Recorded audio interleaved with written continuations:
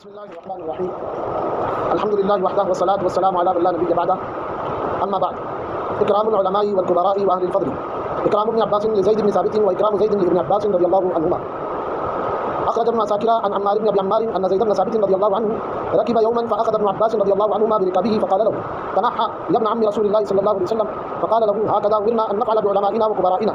فقال زيد أرني يدك فأخرج يده فقبلها فقال هكذا أمرنا أن نفعل بأهل بيت نبينا كذا في الكنز. وعند يعقوب بن سفيان بإسناد صحيح عن الشعبي قال ذهب زيد بن ثابت رضي الله عنه ليركب فأمسك ابن عباس رضي الله عنهما بالركاب فقال تنحى يا ابن عم رسول الله صلى الله عليه وسلم قال لا هكذا نفعل بالعلماء والكبراء كذا في الإصابة. وأخرجه الطبراني عن الشعبي نحوه رجال صحيح غير لزين الرماني وهو ثقة كما قال الهيثمي. وأخرجه ابن سعد نحوه وأخرجه الحاكم وأبي سلمة نحوه وصححه على شرط مسلم. ويعقوب بن سفيان عن الشعبي نحو حديث عمار بن أبي عمار كما في الإصابة وعند ابن نجار عن ابن عباس رضي الله عنهما أنه أخذ بركاب زيد بن ثابت ثم قال إنه أمرنا أن نأخذ بركاب معلمينا وذوي أسناننا كذا في الكنز. حضرت جی مولانا یوسف صاحب رحمۃ اللہ علیہ نے احادیث کی روشنی میں صحابہ کرام رضی اللہ عنہم اجمعین کی سیرت کی روشنی میں ایک عنوان قائم کیا ہے اکرام العلماء والکبراء واہل الفضل. علماء کا اکرام، بڑوں کا اکرام اور ذی مرتبہ لوگوں کا اکرام.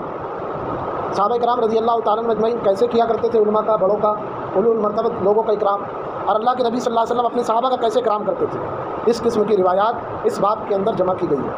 یہاں پر اللہ کے نبی صلی اللہ علیہ وسلم کے چچا چچا زاد بھائی حضرت ابن عباس رضی اللہ تعالیٰ عنہ نے زید بن ثابت رضی اللہ تعالیٰ عنہ کا کیسے اکرام کیا.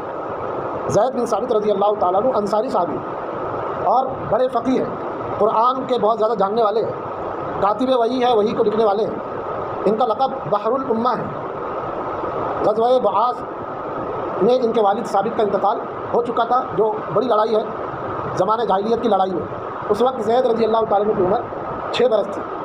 مصعب بن عمیر رضی اللہ تعالیٰ عنہ جب مدینہ منورہ پہنچے اسلام کی تبلیغ کے لیے اللہ کے نبی صلی اللہ علیہ وسلم کے پہنچنے سے پہلے، اس وقت 11 سال کی عمر میں ایک تقریر کے وقت حضرت مصعب بن عمیر کے ہاتھ پر انہوں نے اسلام کی بیعت کی، یعنی مسلمان ہو گئے.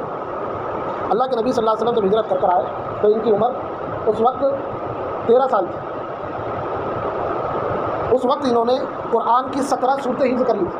اللہ کے نبی صلی اللہ علیہ وسلم نے ان سے 17 صورتیں سنی، بڑا تعجب فرمایا، آپ کو حیرت ہوئی. غزوہ بدر کے اندر انہوں نے شرکت تو کی، بچے تھے، چونکہ 13 سال کی عمر تھی، چھوٹے بچے تھے، بچوں کی صف کے اندر کھڑے تھے، کم سینے کی وجہ سے ان کو واپس کر دیا گیا. غزوہ احد کے اندر بھی شرکت ثابت نہیں ہے. کہا جاتا ہے کہ غزوہ خندق میں پہلی جنگ ہے جس کے اندر انہوں نے شرکت کی ہے. غزوہ خندق میں یہ خود خندق بھی کھود رہے تھے اور ساتھ میں مٹی لے کر جا رہے تھے غزوہ خندق کی کھود کر. اللہ کے نبی صلی اللہ علیہ وسلم دیکھ رہے تھے، مسکرا رہے تھے اور کہہ رہے تھے کتنا پیارا بچہ. 13 سال کی عمر تھی اس وقت، نہیں 16 سال کی عمر ہو گئی تھی غزوہ خندق، یعنی غزوے کے لائق ہو چکے تھے. اسی موقع پر ایک واقعہ پیش آیا، مزاحیہ واقعہ ہے.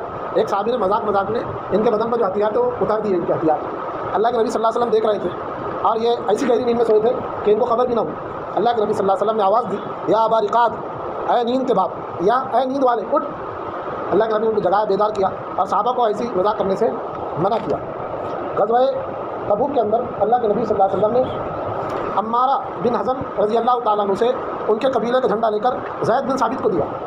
عمارہ بن حزم نے کہا اللہ کے نبی صلی اللہ علیہ وسلم کیا مجھ سے کچھ غلطی ہوئی؟ کہا غلطی نہیں ہوئی، زید کے قرآن کا لحاظ کرتے ہوئے میں نے اس کو دیا ہے کہ وہ اس سے زیادہ قرآن پڑھے ہوئے ہیں.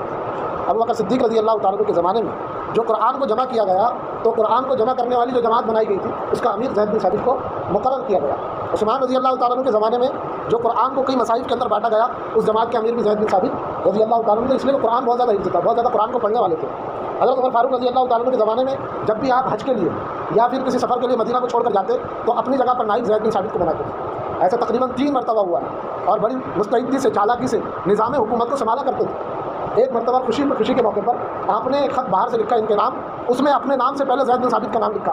اس طریقے سے عنوان قائم کیا الی زید بن ثابت من عمر بن الخطاب، جبکہ من عمر بن الخطاب الی زید بن ثابت ہونا چاہیے تھا، لیکن ان کے تفاضل کو بتانے کے لیے الی زید بن ثابت من عمر بن الخطاب لکھا.